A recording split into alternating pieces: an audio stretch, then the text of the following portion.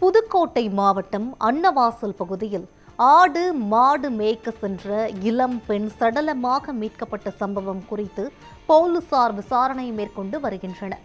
புதுக்கோட்டை மாவட்டம் அன்னவாசல் அருகே உள்ள விளாப்பட்டியை சேர்ந்தவர் செல்வராஜ். இவருக்கு 28 வயதில் கௌசல்யா என்கிற மகள் இருந்தார். வழக்கம் போல் காலை வீட்டிலிருந்து ஆடு மாடு மேய்ப்பதற்காக காட்டு பகுதிக்கு கால்நடைகளை கௌசல்யா ஓட்டி சென்றுள்ளார்.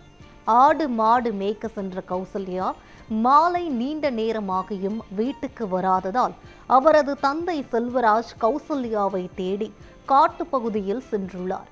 அங்கு கௌசல்யா இறந்து கிடந்துள்ளார்.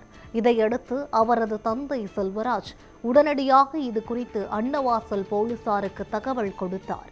தகவல் அறிந்து சம்பவ இடத்திற்கு வந்த இலுப்பூர் போலீஸ் துணை சூப்பரண்ட் திவ்யா, இன்ஸ்பெக்டர் சந்திரசேகர் மற்றும் போலீசார் கௌசல்யா உடலை மீட்டு உடற்கூறாய்விற்காக அரசு மருத்துவமனைக்கு அனுப்பி வைத்தனர்.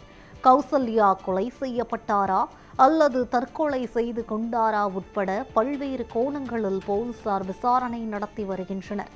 இந்த சம்பவம் அந்த பகுதியில் பெரும் பரபரப்பை ஏற்படுத்தியுள்ளது.